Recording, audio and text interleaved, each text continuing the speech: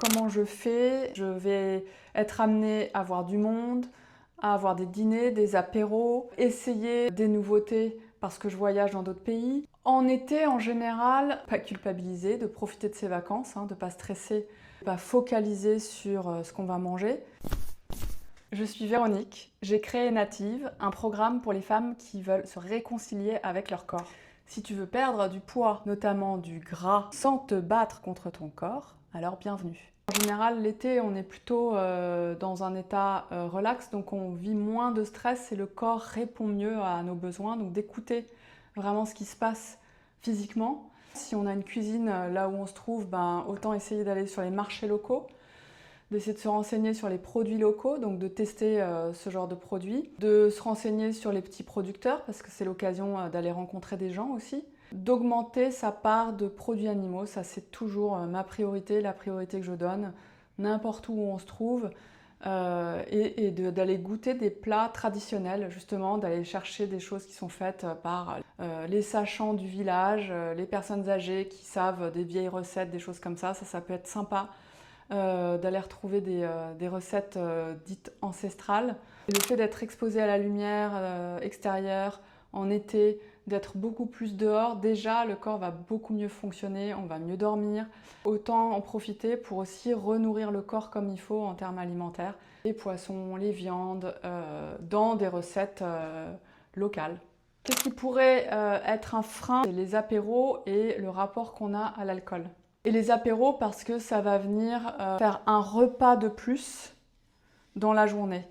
Quand on veut perdre du poids et notamment du gras, faire trop de petits repas dans la journée, notamment l'apéro va venir ponctuer, ça va prolonger quelque part le repas du soir si on parle d'apéro le soir, ou le repas du midi si l'apéro se passe à l'heure de midi.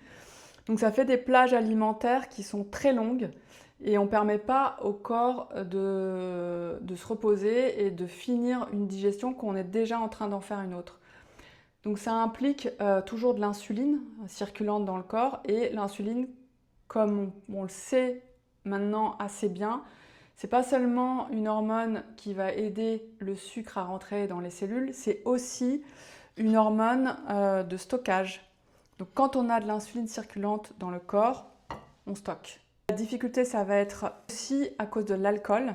Les cocktails qui sont très sucrés et l'alcool tout court, ça empêche le corps de métaboliser ce qu'il va digérer. Pourquoi? Parce que le corps va traiter en priorité l'alcool pour pouvoir le rendre moins nocif, moins toxique. Et ça demande au foie tout un travail très important qui fait qu'il met en stand-by tout le reste.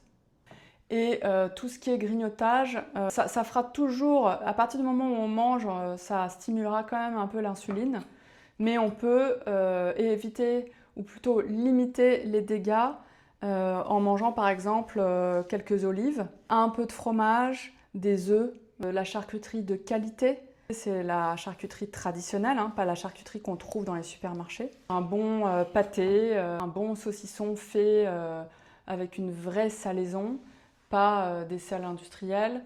Qu'est-ce que je conseille mes clientes quand elles me disent qu'elles ont peur de s'isoler en mangeant différemment? Déjà, je considère qu'on ne mange pas vraiment différemment. Il y a toujours des options faciles. La chose que je dis, c'est n'aie pas peur d'en parler, que tu suis un programme. Ça met au moins le cadre. Ça permet éventuellement de décider plus facilement de ce que tu vas choisir et que les personnes ou tes amis autour de toi te comprennent.